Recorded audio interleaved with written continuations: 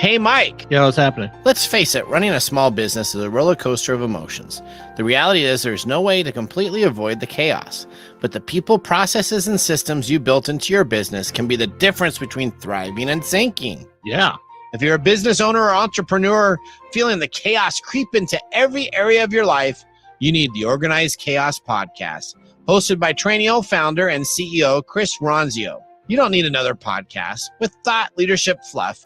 You want practical entrepreneurial advice that can help you build a better business today and get back time to do more of the things you love. You see, every weekday, Chris shares bite-sized topical episodes on small business leadership, people management, productivity hacks, and entrepreneurship. And it doesn't stop there. On Fridays, they feature exclusive interviews with today's top founders, authors, and the leader in the space. Names like Sam Parr, the founder and CEO of The Hustle, the author of Scaling Up, Vern Harnish, and Shark Tank host, Damon John. Join the thousands of monthly listeners learning how to organize the chaos in their business. Available to stream on all podcast apps or click the link in the show notes. Broadcasting across the nation from the East Coast to the West, keeping you up to date on technology while enjoying a little whiskey on the side, with leading-edge topics, along with special guests, to navigate technology in a segmented, stylized radio program. The information that will make you go, Pull up a seat, raise a glass with our hosts as we spend the next hour talking about technology for the common person. Welcome to TechTime Radio with Nathan Mumm. Welcome to Tech Time with Nathan Mumm, the show that makes you go, technology news of the week. The show for the everyday person talking about technology, broadcasting across the nation with insightful segments on subjects weeks ahead of the mainstream media. We welcome our radio audience of 35 million listeners to an hour of insightful technology with a little whiskey on the side. I'm Nathan Mumm. Welcome to our show today. We live stream during our show on 5 of the most popular platforms, including YouTube, Twitch.tv, Twitter, Facebook, and LinkedIn. We encourage you to watch us live or visit us on techtimeradio.com. Tweet us during the show at hashtag TechTimeRadio, and we'll do our best to respond to your tweets. You can also check out our new TikTok channel by looking for TechTime Radio on the TikTok app. Get our interns' shorts or full video recaps of the show. I'm your host, a technologist with over 30 years of technology expertise working for Fortune 500 companies across the country. My co-host here, Mike Roday, is an award-winning author. Originally from Arizona, Mike is a human behavior expert living in the Seattle area with a master's degree in forensic psychology. Mike helps me from geeking out while providing an insightful information into the human behavior and how it interacts with technology. We're two friends from different backgrounds, but bring the best technology show possible every week for our family, friends, and fans to enjoy. Welcome, Mr. Gourdet. How are you doing? Fine. How are you? I'm doing really well. It's going to be very interesting on our first technology fail of the week. This is going to be an interesting story, so I hope our Facebook feed doesn't just... it's going to go. It's going to crap out on us, so we'll see what goes on there. But, Odie, now let's get ready to start today's show. Now on today's show. Today on Tech Time Radio with Nathan Mumm, Apple is jumping into ads on your phone. And I look back at exploding laptops, all of this and more. And then we have a guest, Denis O'Shea, joins our show. We're going to ask him about password hygiene and what it takes to go passwordless for your home or work computers. Then Gwen Way joins the show again with a new gadget in our gadget in gear section. And oh boy, what is happening to Meta? Wow, this is hilarious. This is perfect for our fail of the week. In addition, of course, we have our standard features, including technology fail of the week, this week in technology, Nathan Nugget, and of course, our pick of the day, whiskey tasting. So sit back, raise a glass, and welcome to Tech Time with Nathan Mumm. Now it's time to start the show with our technology fail of the week, brought to you by Elderberry Boost. Get your Elderberry Boost today at elderberry-boost.com. Mike and Odie, here's our TFW, our technology fail of the week. Let's see if it makes you go WTF for our TFW. This week's fail comes to us from Meta. Now, Meta has a chatbot. Yes. And it's not a real big fan of Mark, the owner of the chatbot itself. It should talk to Lambda. That's maybe they do. So the Meta chat bot essentially is a prototype chatbot The BBC has spent a lot of time doing an investigation on it, and it is not really happy with Mark Zuckerberg. No way. And it says that it exploits its users for money. Who does? That's what the chatbot says. Meta does. Meta says the chatbot uses artificial intelligence and can chat on nearly any topic and boasted about how great it was on understanding and coming up with correct information to answer responses. Mm-hmm. Well, here's what happened. Somebody decided to ask the chatbot a lot of questions about Mark Zuckerberg. Now, one of the things is they asked regarding their CEO and founder how he's doing and what the chatbot thought of him, and he said our country is divided, and he didn't help that at all regarding Mark Zuckerberg. He says that the company exploits for money many people, and they don't care. It needs to stop, according to the chatbot regarding questions about Mark Zuckerberg. Isn't that funny? Yeah, Meta said I think there was also one there where he was called creepy by the. There's lots. Yes, there was tons. So Meta said the chatbot was a prototype and might produce rude or offensive answers. When asked about Mark Zuckerberg, the chatbot also told BBC that he did a terrible job at testifying before Congress. And again, that he is very concerned. This is the chatbot. Mm-hmm. Mark is very concerned about the country and making money. Yeah. So the Blender Bot 3's algorithm searches the internet to inform users of answers that it collects on data of information posted in the public forums. It's likely its views on Mark Zuckerberg have been learnt from other people's opinion, and the algorithm has been analyzed. The Blender Bot, we hope, is not next on Meta's downsizing. Yeah, well, this is a continual showing of how bias is leaked into these programs when they're programmed. You've talked about that a couple times regarding facial recognition and different biases that come into the AI world. Because they're human beings putting the code into these things, they are automatically placing biases in there as well. Okay. And so we might be seeing some of the inside story of the people who work for Mark, because unless this AI is sentient. Yeah, he had to get it from some type of programming, right? So it had to come from somewhere. So, Odie, have you ever used a bot program to respond or do chat with anybody online?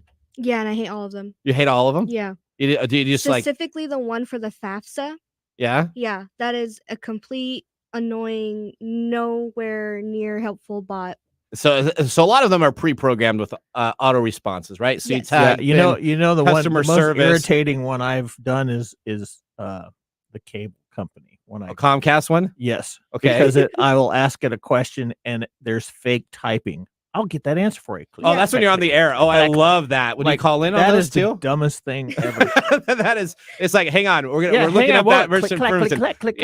I've said that. Are you serious? Really? Yeah. Am I supposed to believe that? I hate that on the phone when you can hear that. Like, you're not doing anything. Yeah, you're not doing anything. I know I'm speaking to a robot. Like, let that be.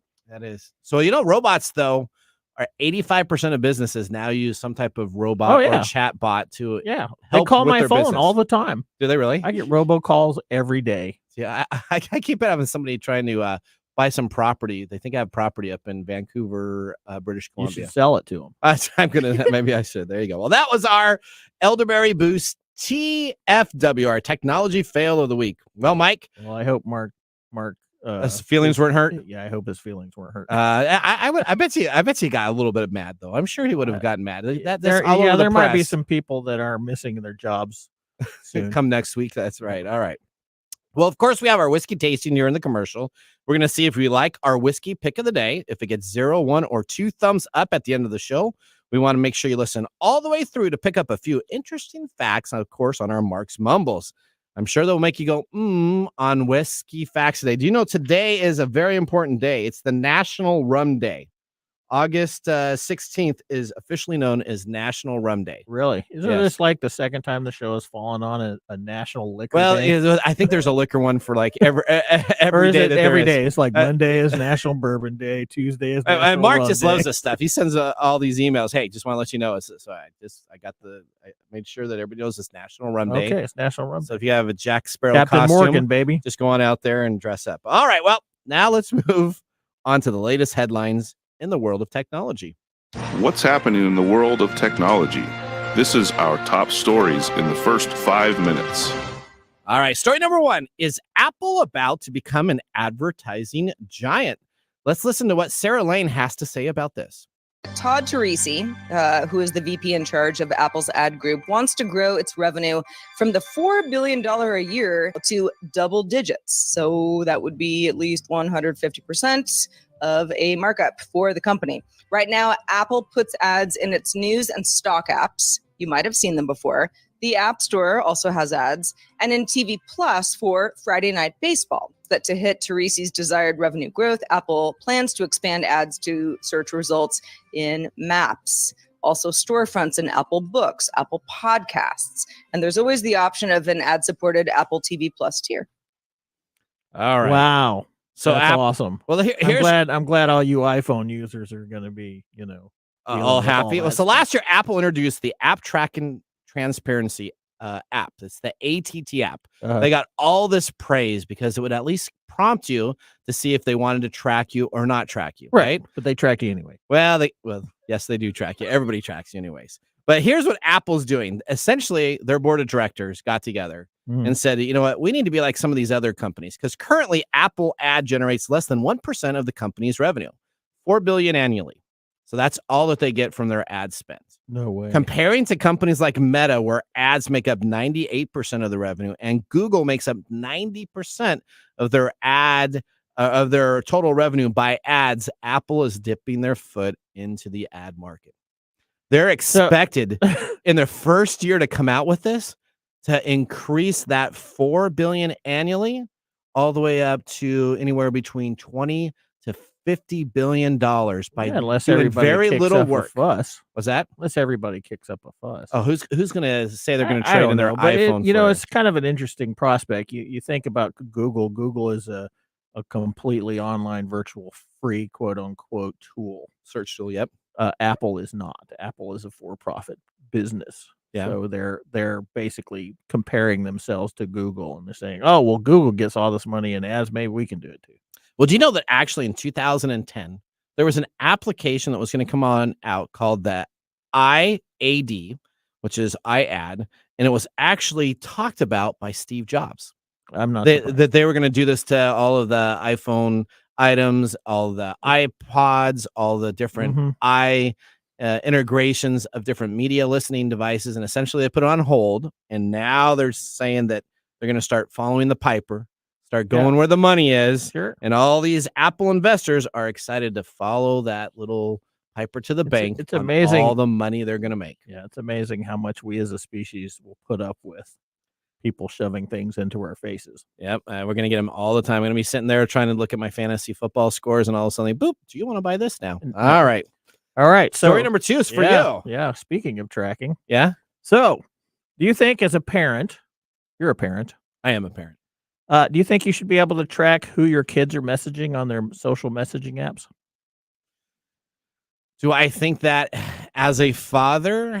I don't think so. No. Oh, well. I don't. But let's talk about. Okay. Let's talk about that. Tell me some more. Tell me some more. 10 months after being grilled by Congress, okay, along with several social media executives, Snapchat, has now rolled out a feature called Family Center. Okay. So which is its answer on how it's going to protect teens in virtual environments.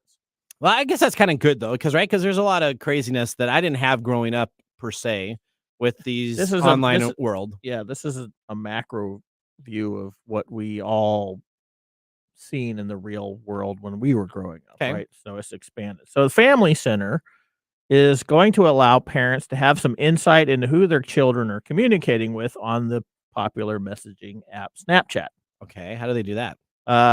Well, they are going to allow the parents to know who their kids are talking to, but they're not going to allow them to know what the content of the messages is. Now, for people who don't know what Snapchat, do you know what Snapchat is? I do know what Snapchat is. So Snapchat is like WhatsApp. It's competitive. It's basically based on, these little videos and pictures and text things. You send stuff to your friends, you communicate to it. Right. But it deletes it too. Snapchat's nice because it deletes the information. That's one of its primary functions, is that after a message is sent, you have only so long to look at it before it deletes it. Correct. Right. Or quote unquote deletes it. You get an unlimited amount of time to see the thing, but you only get to see it once. That's what it is, okay. yes. So yeah, Odie's like, let me tell you, I use Versus Snapchat. Clearly, all- Odie is yeah. a Snapchat user. Yes. So how does this work? So you might be asking yourself that, right? Well, in order for this to work, you as the parent have to create your own Snapchat account, Okay, that kind of makes sense. and then your children have to opt into it and give you permission to allow you to take Oh, advantage wow. of this function. That Let- seems let- that seems yeah. very troublesome. Yeah, let that sink in for a minute. So okay, so I guess you're gonna have to make sure you grab your kid when he's 9 years old. Uh-huh. They don't have any authority, right? Well, So you say, okay, I'm gonna set you up a Snapchat account. exactly. But what is that? They could just create a free Yahoo I account, don't- email, and they can create their own Snapchat. But okay, Well, so while this is Snapchat's first attempt at active parental controls, it plans to add more in the coming months, which will include the ability to see who the children have added to their contacts, okay, an option for younger children to notify their parents when they report accounts or content. Okay, just pay attention to that. Yeah. It gives the children the option to notify their parents, I got you. and it allows the ability for parents to confidentially report concerning contacts. How would you know if there's concerning contacts if you're not If you're seeing not, what's going on? again, that's why you should really just sort of sit back and See, go, I just put a "Ah." filter on my router as the kids growing up, and then I would just go and open it up and say, "Hey, Justin, what are you Yeah, looking at, buddy? yeah. Let's have a conversation." I know here." this is always that concern about the difference between privacy and protection, right? Yep. So the company said that it consulted online safety experts in order to develop these features, as the government, particularly the Senate Commerce Subcommittee on Consumer Protection, Yeah. has been placing more and more pressure on these companies to ensure children are exposed less to influences that have been alarming trends in the guess past that's ones, such as promoting destructive acts, challenges like the Tide Pod Challenge, vandalism, cyberbullying, and manipulative marketing. Okay. All right. Right. So the question is, Would you sign up for it? is this really Odie would- a step in the right direction? Odie- Would you have put an- your parents? Would you put your parents in there? What do you mean? Well, Let's say okay, you're okay. 16. You're 16 years You're old. 16 years old. Would you let your parents opt into this? Personally, no. Okay. But I do have a younger brother who is 12 and he's on Snapchat. Yeah. And I wish, like, I'm very hopeful for this because that way I could opt in and be the quote unquote parent. Oh, that makes sense. But see, but how Because, many like, as a so 16-year-old? you keep him safe, and then he's not doing I crazy don't stuff. care what he's talking about. I'm not gonna meddle with that. Yeah. But you know how I guess like a decade ago, kids would get on Facebook as minors under 13 and just friend anyone and everyone. Yeah. That is what's going on with Snapchat. That's one of the issues So- that they have. That's what I care about is who is friending him and who is messaging him. Except Okay. for there's so many workarounds to this. So the question is this really a step in the right direction, or is this just a clever way of upping Snapchat's Well, I guess my parents- user base? I mean, my best friend growing up with this kid's name Scott, and then there was David Barnes. Oh, I probably shouldn't have said his name. yeah. Sorry, David somebody. People David somebody, people and it who said, will and, remain anonymous. and my parents didn't like me hanging out with him as much because he was like the cool kid that had like the older brother. That but was, this is kind of monitoring that. This is sort of based on that same idea. I see that though, because growing up, I grew up like really evangelical Christian. Yeah. And anybody that listened to like music or just like cursed was like a bad influence on me. Yeah. I don't think that's somebody that is bad to be friends with though. Okay. All right. This is kind of their justification with, because we have I these think it's somewhat influences. of a step. That's We kind of have- nice. It's bull. You don't like it at all. You don't like it? I think it. Odie likes it. Mike it's- does not like it. It's not. It's Do you not. like it's, it? I'm it probably sounds to indifferent me- because my kids are so much older. I'm indifferent. Well, it that's does what I'm not saying. passionately make all me excited. most either of way. my kids are grown too, but Okay. to me it seems sort of like just a kind of okay, we'll play along, because how many accounts do you have on Facebook? Well, I only have a one master account, but I have like 18 different Well, Right. stuff that I have So- for different So the show. you and a bunch know, of if other I'm items. if I'm a 16-year-old, You just and open I- a new and email I- address. I have my Snapchat that has my parental control on it, Yep. and then I have my real Snapchat. I mean, okay, I see what you're saying. Oh, you're pretty clever there, Mr. Corday. I'm not clever. No, that's just This what is not it is. clever. Okay. This is just normal stuff. This is the same thing we did when we were little. We didn't have this stuff. I just went Where over are you to going? my- I I'm went going to go hang out. I'm going to go hang out with Johnny, who Yeah. my parents like, Yeah. right? Yeah. And then you go over to Barry's house, Yeah, I know. who like That's really cool. has alcohol. He's got MTV and he's got That's right. video games. Way cooler Well, kid to hang out it's with. the same stuff. Okay. It's just different. It's just that human behavior doesn't change. Well, I guess we're gonna have to it just see where it looks ends different. up. We're gonna see where it ends Yeah, up. we'll see how it ends up. I like the idea though. Okay, good. I'm there for it. You're there for it. All right. Story It number 3. We're gives going to you get rid of story happiness. number 4. Story number 4 will be an after part. Story number 4 is the world's clearest UFO photo revealed after 30 years. You'll have to get that offline on that because we're going to go to the next one, which is story number 3. Elon Musk sells Let's talk about Elon. $6.9 billion of Tesla shares as Twitter lawsuit looms. The Tesla boss, Elon Musk, has sold another 7.92 million shares of the electric car maker, worth about $6.88 billion. The sale took place over the firm's annual shareholders meeting last week. Regulatory filings show Mr. Musk said that he needs to have the money in case he's forced to buy Twitter for $44 billion. The multi-billionaire is currently embattled into a legal issue with the social media platform after saying last month he would pull out of the deal to purchase it. The transactions have carried out on the 5th, 8th, and 9th of August, according to the 6 filings by the U.S. Security Exchange. It seems like Elon Musk is preparing to purchase Twitter. What do you think about that? It must kind of suck when you're a billionaire and then you say you're going to buy something and then somebody holds you to it to the point that you have to go to court. Well, Like, hey, I'm going to buy that. I'm going to buy that jacket from you. Okay, but if you don't buy it, I'm going to take you to court. that's what happens when you have billions of dollars. Yeah, I guess It's a completely different playground to play. so.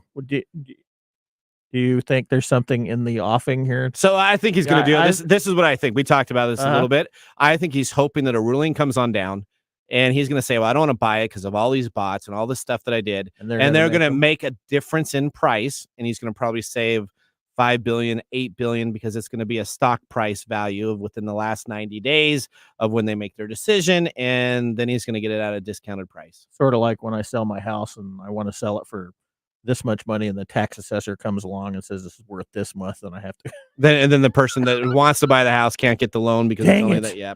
All Okay. right. Well, up next we have our Ask the Expert segment with Denis O'Shea, the founder of Mobile Mentor in New Zealand in 2004. Since then, the company has moved to Nashville, Tennessee in 2017. He's a focus on securing mobile workforce in industrial areas such as healthcare, education, finance, and government services. We'll be back in a moment. You're listening to TechTime Radio with Nathan Mumm. Hey, Mike. Yeah, what's happening? Did you know for every $1 spent on email marketing, you receive $36 in return? That's pretty awesome, right? Yeah. But it's all so complicated. All those advanced tools and features, you don't know how to approach them at all. What if there was an email marketing platform where you don't have to rack your brains to get started? A tool that's not overloaded with unnecessary features you don't want to pay for, and believe it or not, has a support team available 24/7, even on the free plan. There is a solution, Mike. Let me introduce you to Sellzy, a tool that makes email marketing as easy as 1, 2, 3. With Sellzy, you can launch your first campaign in 15 minutes. No coding required. A very easy to use, intuitive email builder with over 300,000 gifts and stickers to choose from, and 500,000 plus free stock images, a customizable countdown timer, and more. Create emails for any business goal, from e-commerce to nonprofits. Easily create automated email sequences for your business. Get 24/7 support via chat, email, and phone, even on the free plan. Sellzy has just launched a special deal. You can now get a lifetime access to all Sellzy features for just $49. All the core features, unlimited emails, automation, segmentation, advanced analytics for the price of 10 lattes. Sellzy is the easiest way to start selling with emails. Try it now. Click the link in this episode description on TechTime Radio to get that special deal. No commissions or hidden fees. To learn more information, visit them at the simple and easy site to remember. Just go and visit Sellzy.com. That's SELZY.com. The easiest way to send emails.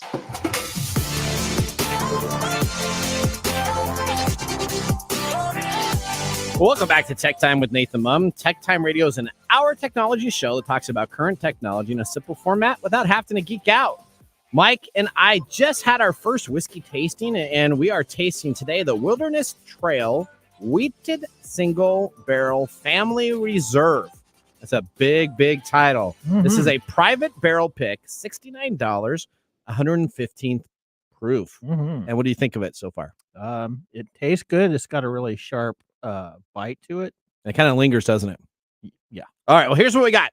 This is one of the highest ratios of wheat used in bourbon made in Kentucky. It enters the Copper Select Toasted and the number 4 char barreled at 110 proof after coming off the still at 137 proof. Mm-hmm. All of their whiskeys are aged and matured on their 160-acre campus that includes 6 rickhouses. They have more than 1,000 barrels aging. 100,000. Sorry, they have more than 100,000 barrels aging on site. Sipping this, you get the taste of that buttered corn. You get caramel and a slight spice. Buttered corn, huh? Yeah. How do they get that? How does somebody go? We need to make this taste like buttered corn. I don't know. What does buttered corn taste like? Does corn really have a taste? I don't know. It's like chicken. It's the kind of okay. Well, maybe they throw buttered corn into the mix. Is that what they do? Yeah, maybe. How would you have buttered corn and then it's gonna get mashed down and then you're just letting it sit there? They just put butter in the bash. All right. This is an enjoyable sweet oakiness while finishing with dried fruits, orange peel, and vanilla. Yeah, which is kind of funny actually because this is the biggest wheat mash that we've had. Right? Buttered corn. The buttered corn is in it. Well, this is, as we talk about it, the mash bill is highest ratios of wheat, but it tastes like buttered corn. It does. Okay, 64% corn, 24% wheat, and 12% malted barley. Again, this is $69.99 for the 750 milliliter bottle, the same one that we have here. Its classification is straight bourbon and it's aged at least 4 years. I want one that tastes like buttered popcorn. Well, buttered popcorn? Well, yeah, why not that? They do have ones that taste like peanut butter, and they also have a couple other new flavors that are coming out. Cotton candy is the new one that's coming on out. Whiskey. Oh, we'll have to try that. We're gonna have to try that. There's a company in our local area that is doing that, so that's fantastic. All right, well now let's move. We better move on. Right. We're getting signaled. But we have a technology expert that has joined our show. Denis O'Shea joins our show, and he's going to be talking to us about password hygiene and what it takes to go passwordless on your home and work computers. He'll be joining us on our EE Services video stream to start our next segment. This is a segment we call Ask the Experts. All right. We're getting Denis O'Shea coming on up. He's the founder of Mobile Mentor in New Zealand in 2004. In 2017, he moved his company to Nashville, Tennessee, focusing on the secure mobile workforce in industries such as healthcare, education, finance, and government services. Denis, welcome to the show. Thank you, Nathan. I've got whiskey envy listening to the previous segment. You know what? This whiskey's pretty good. I don't know if I'm going to give it a thumbs up. Yes, I do. But I'll probably give it a thumbs up. This has nice bite for the $69 price point. It's pretty good. All right. Well, tell us a little bit. Welcome to the show. We had our off interview. So everybody I put on our show, we always do an off interview. So I get to know the person and know what they're talking about. And we had a great conversation. So Denis, explain a little bit about your background in technology to our listening audience. Sure. So I guess you could break my career into 2 parts. The first part was making technology. I used to work for Nokia in Finland and Switzerland and New Zealand, building technology. And then the second half of my career has really been helping people adopt technology. And that's been a fascinating journey because, as you probably know, technology raced ahead of people in many industries. And I could see that happening in the cellular industry around 2003. And so I set up this company, Mobile Mentor, with a single purpose mission. It was help people really set up and get value from their first smartphone. And you might recall back then, setting up a smartphone was a very difficult technical it was. process. The email client was horrible to get it, so that it was not easy. Now I skipped that. Now you just get this email that has everything built into it. You had to put your POP3, your IMAP servers, your address. You had to have your logins, SMTP servers that would do that. Then on top of that, you'd have to do your browsers. And sometimes if they were on a corporate network, they had to do proxy. Oh, yeah. That was a pain. I hated them. I went from pagers to flip phones. Did you ever have a BlackBerry? No. I skipped BlackBerry. Oh, that was the best. If I could get a BlackBerry device with a tactical keyboard again. Oh, those were the best. All right. Well, okay. So the mobile industry, so you kind of like set up cell phones for people, kind of high net worth people and individuals for businesses, correct? So we went out and we helped people get all that working and brought the funky cables you needed to transfer your contacts from your old phone to your new phone. And we literally did that for 1 million people around the world. All right. So That's we learned a fantastic. lot about what helps people with technology, what hinders them. And a lot of what we do now is what secures people. Help people be secure on all their devices, not All just right, their perfect. tech, but laptops and everything. Speaking of security, I'm secure when it works. Well, Harry got here. So we're going to talk about a little bit about hygiene. Some of us have better hygiene than others in the studio. Yeah, you should know. But can you explain to us specifically what password hygiene is? This is something that we talked about. What is password hygiene in for our listening audience? Sure. I guess password hygiene is really two things. It's one, how good we are in creating passwords that are secure. And then secondly, how we save or store or manage our passwords. And the reality is most people today have way too many passwords. And I think in society, people have reached this point of password fatigue. Everyone's just sick and tired of all the passwords they have. Yeah, we're just sick and tired of it.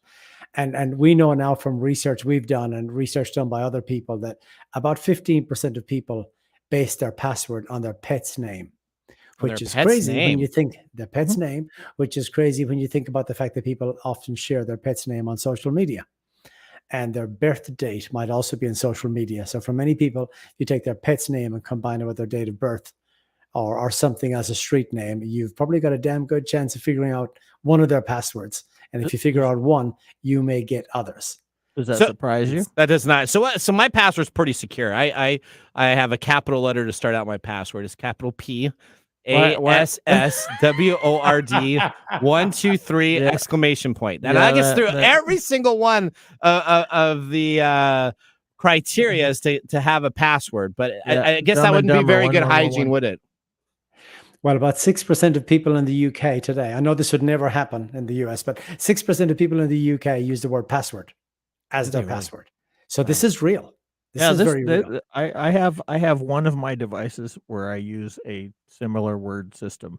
Really? Yes, but it's not anything accessible. So what's a good way? Okay, so since we have our pets, what's a good way if we're talking about password hygiene? What's Dennis? What is your way to talk about getting good hygiene for a password? What would you suggest? Well, firstly, it's being systematic about it. And what we like to see is people either using a password management tool of some sort, if you're on your own, or if you're part of a company, using some sort of a password management system or tool. Many products out there.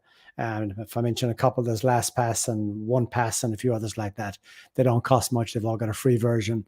And the idea is that you have one master password.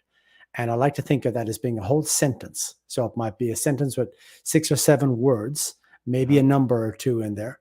And that becomes a really strong password. And you don't have to change that. And that takes you into the password management tool.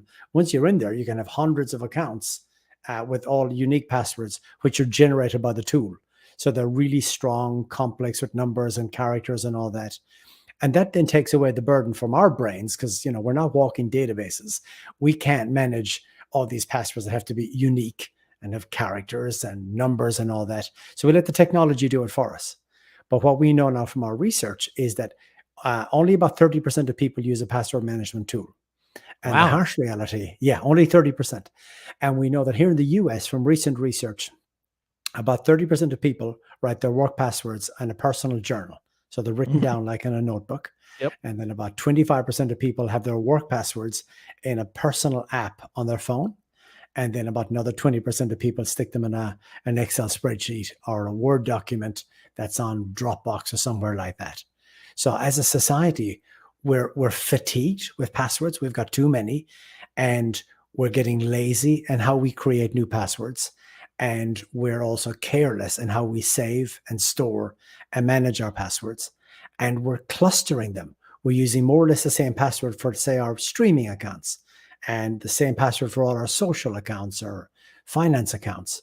And so we're putting ourselves in harm's way with our poor password management. All right, so now let's talk about going to passwordless, right? This is something that you're now I have to go back and do all my yeah, you should never ever have your passwords that you have at work be related to anything that you have. Oh, at they home. aren't. My Okay. passwords at work are totally different from my At least passwords. I sectionalize my work passwords with a certain algorithm type of deal, and then I do. But my I have personal been ones. known to write my passwords down on notepads. Have you?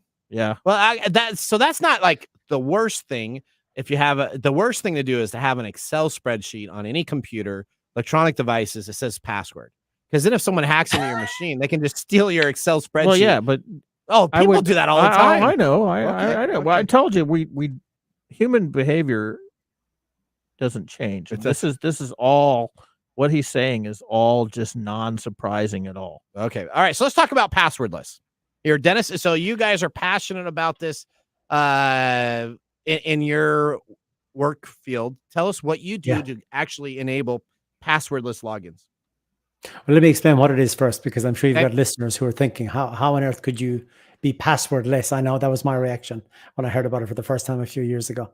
And the best way to explain it is to think about your experience. If you've got an iPhone and you've got Face ID turned on, the experience is already passwordless. You pick up the device, it scans your face. It takes about 300,000 data points from your face, and it recognizes, this is Nathan, and it allows you to sign into the iOS operating system. And then if you have trusted apps on the device that you downloaded from Apple or the App Store, or they're trusted in some way, then you can have single sign-on, so that initial sign-on to the operating system also signs you into those apps. And then you might have a third step where you need to log into something like a banking application or some other commercial website. And then you might be prompted for a 6-digit code, and that's two-factor authentication. So when we join the dots and think about those three things together, you had a biometric authentication event that scanned your face, or it may have been your thumbprint on an Android device or whatever. Then single sign-on to apps that are trusted, and then two-factor authentication to say, is it really Nathan trying to log into this bank account? And let's make sure that you're the person that has the device that's trying to do this, and blah, blah, blah. So those three things are essentially the keys to unlocking passwordless authentication. So we have it on our iPhones. We probably have it on our tablets. The last step in the journey for most people is to get that enabled at work, so they can do that on their Windows machine or their Macs, and essentially be passwordless on all their devices, and trusting the technology to do this with our biometrics, and reducing eventually down to one password, and then eventually none. And the future I envision, and it's already enabled through Microsoft technology, is that somebody joins a company, and on day one, your boss might say, your access code is 4752, and it's valid for 4 hours. And you use that to do biometric scans into your device, verify your identity, do some setup and all that. And from then on, you're passwordless. You no longer need to manage these 97 passwords all over the place. You've got a fully passwordless experience. Very attractive. It's very attractive. You have a Surface in front of you. Have you enabled your Windows Hello on your Surface there, Mr. Gwen? Yeah. So that just, when you log into that takes a picture of your face, kind of when the camera works. The camera works when the camera's on, and you don't have it protected. It actually scans you and then knows who you are. Well, I was laughing earlier because I have an iPhone that I use for work. Yeah. And it has a Face ID. Yeah. But anytime I need it. Yeah. I put the face in, and then I still have to put in the password. Does it come up with a little thing saying? Either because I haven't used it in enough time or something. You probably have to reset it. You have to reset the camera. It's always asking me to put in the stupid code. All right. So let me talk a little bit about the generation future here. So we have a lot of Gen Z employees in TechTime Radio. We do. We probably half of our staff is Gen Z. Yeah, they're younger people. Yeah, younger people. Essentially, Gen Z is considered when you're born between 1997 and 2012. Essentially, it could be 25 years or younger. But Dennis, you actually are spending a lot of time in technology looking at Gen Z predictions of future technology and how that workplace and environment set up. Tell us a little bit more about this. Sure. So we did a nationwide study to understand how different generations and how different people are responding to the pandemic and working in this kind of new modern hybrid configuration. And Gen Z was really fascinating for a couple of reasons. And one of the underlying things we need to understand about Gen Z is they're the first generation to arrive in the workplace with no recollection of 9/11. And Mhm. That's everybody true. We else were in the talking family- about We were that just talking about last that night. Last night. We talked about it. A documentary came out, and one of our Gen Z individuals was like, I didn't even understand what 9/11 was like. And we're like, what? Yep. And it was like There you a go. big age difference there. Yeah, it was like crazy. And so they're wired differently because of that. And everybody else remembers exactly where you were, what you were doing, who you were with on the day of 9/11. And then over the next 20 years, you were impacted by homeland security, airport security, cybersecurity. Security just weighed upon us in a very heavy way. And we all carried this gravity of security for the next 20 years, except Gen Z. They were running around the kitchen in nappies when it happened, and they kind of missed all that. So now they've arrived in the workforce. They arrived during a pandemic without understanding security the way all the older generations did. Okay. And when companies are trying to talk to them about security policies and security measures, they don't get it. It goes over their head. They care about different things. They care deeply about privacy, Okay. but they don't care so much about security. All right. So how do And you make this change? How do you work with them to get them so that they can take that seriously, or do we just need to readopt how we think? No, what we need to do is reframe the message. Okay. And instead of banging on about corporate security or cybersecurity initiatives, we need to make it one of privacy and say, hey, Nathan, the work we're doing, the policy we're rolling out is to protect your information.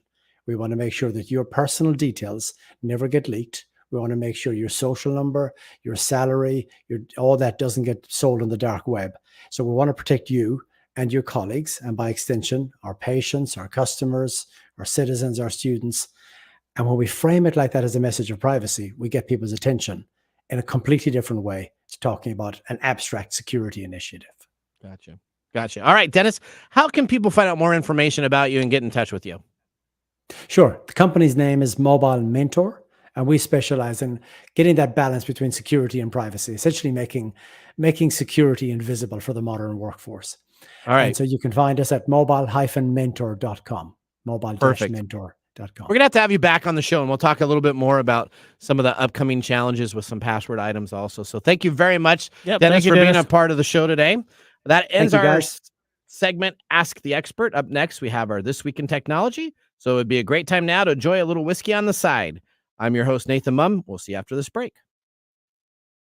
Hey, Mike, What? have you heard of elderberry? Only in reference to a Monty Python movie. Well, let me tell you, Elderberry Boost. Again, that's elderberry-boost.com. Elderberry Boost. Yes, Mike, that's Elderberry Boost. You can choose organic Elderberry Boost, that 8-ounce size. It's available on sale right now at $11.99. But you're listening here right now on TechTime Radio, so you need to go to Elderberry. That's ELDERBERRY-boost.com and get some today. Elderberry Boost. Elderberry is an all-natural organic immune system booster and antiviral. Elderberry is known to actively fight against viruses, including colds and the flu. It also works as a natural remedy for allergies, cancer, digestion, heart disease, high cholesterol, headache, toothache, weight loss, and reduced inflammation. It's a natural and healthy diuretic and has many antiviral properties.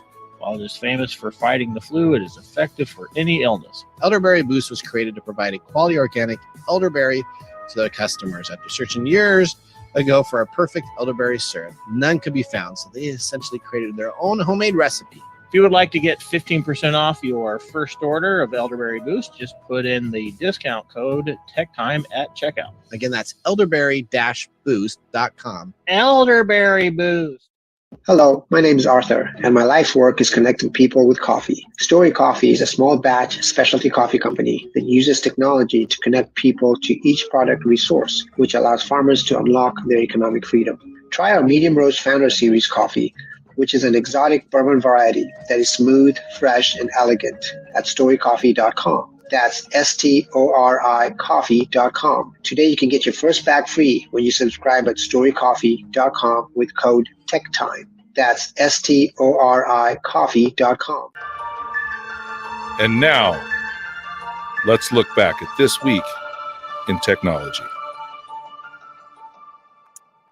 All right, we're going back to August 14th, 2006. Dell and Sony admit that they have flaws in the Sony manufactured batteries that were put into certain Dell laptops that could result in batteries overheating, catching fire, or exploding. They recalled over 4.1 million batteries the largest computer recall in history. This came after several publicized reports, and in the preceding months, Dell laptops did catch on fire. The recall covered the 4M Dell laptop sold between April 2004 and July of 2006. Batteries made by the arm of the Japanese electronic giant Sony created the safety problems after a high-profile case featuring a video clip showed how a laptop bursted into flames during a conference in Japan on video was seen by millions of people on the internet. Other tales of suspicious overheating began to emerge. That was This Week in Technology. Have you ever wanted to watch some Tech Time history? With over 2 years of videos, podcasts, and blog information, you can visit us at techtimeradio.com to watch our older shows or join our Tech Timers Facebook group. We're going to take a commercial break. When we return, we have Gwen Way with a new item on our gadgets and gear. We'll see you after this. Hey, Mike. Yeah, what's happening? Did you know for every $1 spent on email marketing, you receive $36 in return? That's pretty awesome, right? Yeah. But it's all so complicated. All those advanced tools and features, you don't know how to approach them at all. What if there was an email marketing platform where you don't have to rack your brains to get started? A tool that's not overloaded with unnecessary features you don't want to pay for, and believe it or not, has a support team available 24/7, even on the free plan.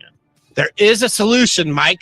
Let me introduce you to Sellzy, a tool that makes email marketing as easy as 1, 2, 3.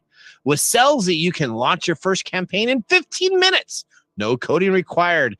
A very easy to use, intuitive email builder with over 300,000 gifts and stickers to choose from, and 500,000 plus free stock images, a customizable countdown timer, and more. Create emails for any business goal, from e-commerce to nonprofits. Easily create automated email sequences for your business. Get 24/7 support via chat, email, and phone, even on the free plan. Sellzy has just launched a special deal. You can now get a lifetime access to all Sellzy features for just $49. All the core features, unlimited emails, automation, segmentation, advanced analytics for the price of 10 lattes. Sellzy is the easiest way to start selling with emails. Try it now. Click the link in this episode description on Tech Time Radio to get that special deal. No commissions or hidden fees. To learn more information, visit them at the simple and easy site to remember. Just go and visit Sellzy.com. That's SELZY.com. The easiest way to send emails. And now for Mark's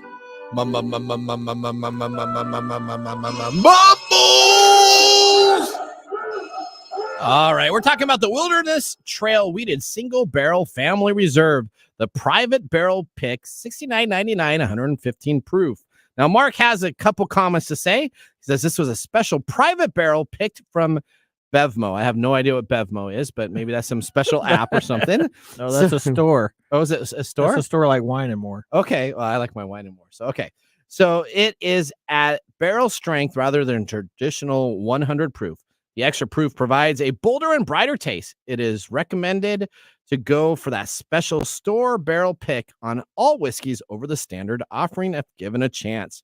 Mark enjoys this bourbon as there's a little of everything on the palate and stands up to many of the other big boys wheat distilleries. Mark gives us a thumbs up. All right, we'll see if it gives us a thumbs up.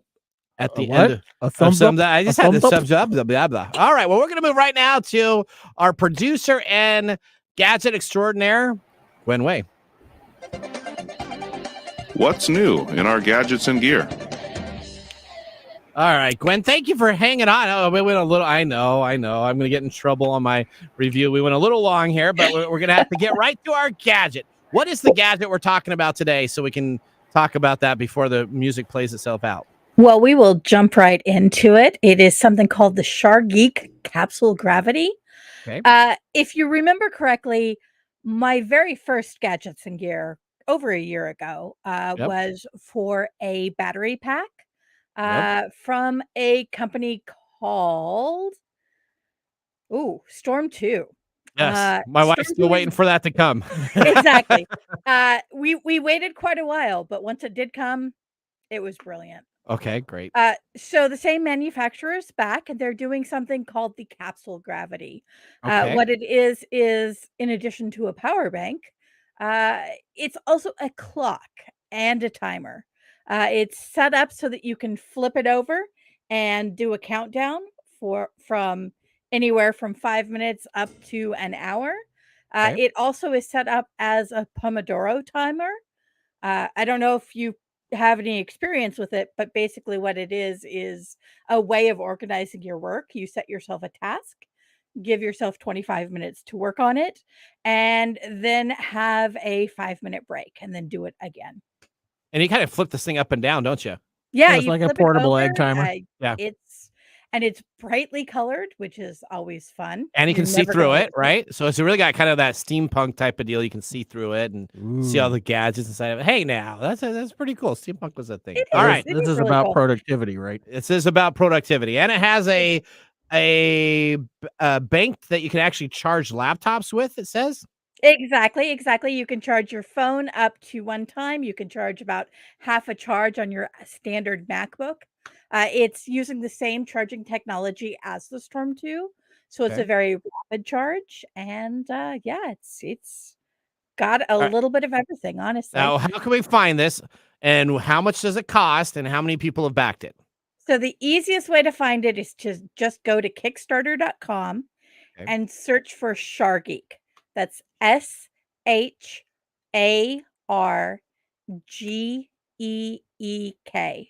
Right now, it's sitting with about 1,700 backers. It's good to go until September 19th. And the cost, if you get in on it early, is only $29.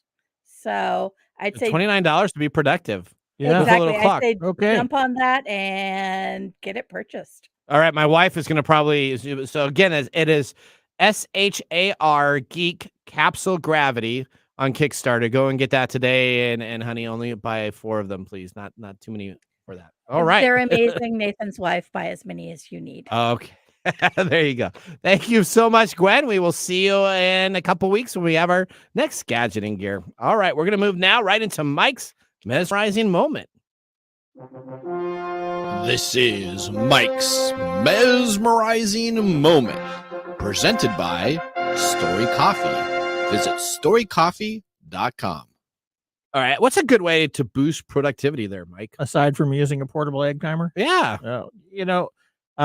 This is talked about quite a bit in things. Technology is supposed to make our life easier, but it often complicates things. It does. One of the things that we have to get rid of is this idea of multitasking. Multitasking does not exist. It's not possible. Our brains do not work this way. We focus on one thing for a time span, then we take a break, like she suggested with the timer. Okay. I don't know about using a timer, but that's one way of boosting production, is to forget about multitasking. Multitasking basically means I'm spreading my attention through several different avenues of productivity. So if I'm driving home and I'm talking to somebody, is that multitasking? That's dangerous, actually. Okay, never mind. I don't do that then. Okay, never mind. Okay. So we do it all the time. We do it all the time, right? Anything that's taking your attention away from everything else, and I'm going to get in trouble for saying this because I tend to do this too, underscores the lack of productivity that we have, because our attention is spread out into different areas. So another way of boosting productivity is sort of like eating your vegetables when you were a kid. Yeah. You should eat those first and then enjoy the things that you enjoy, or the small tasks. So if you have big tasks, do those when you are most prepared to do them. Okay. A lot of people tend to save those up for the end of the day, and then they get pushed off because they're too tired, or you have so many things that are getting your attention. So those are 2 ways of boosting your productivity. Neither one of those, you need to have a timer. Would you recommend it if you're a company or workplace to put your phone in a basket when you come on in there, and then you didn't have to look at your phone until later? Would I recommend that? Yeah. From the aspect of management, maybe. From the aspect of being a person managed, no, not at all. Okay. All right. Well, okay. Well, let's get ready for our pick here. We have the Wilderness Trail Weeded Single Barrel Family Reserve. Do you give it a thumbs up or thumbs down? I like this. It's a thumbs up for me. Thumbs up for me. Odie? Thumbs up. Thumbs up. Okay, perfect. She almost ripped though. She almost ripped. She's like, hey, you got to get going. All right. Well, for all of our listeners, we thank you so much for being a part of the show. Always remember, the science of tomorrow starts with the technology of today. Yeah. Okay. Yeah. You ready Bye-bye. to have a good week? Hey, you said it before I did.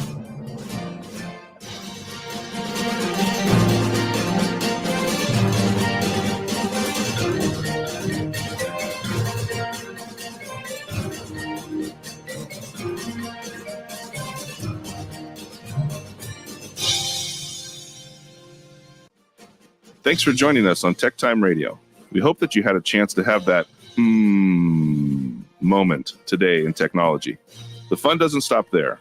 We recommend that you go to techtimeradio.com and join our fan list for the most important aspect of staying connected and winning some really great monthly prizes. We also have a few other ways to stay connected, including subscribing to our podcast on any podcast service, from Apple to Google and everything in between.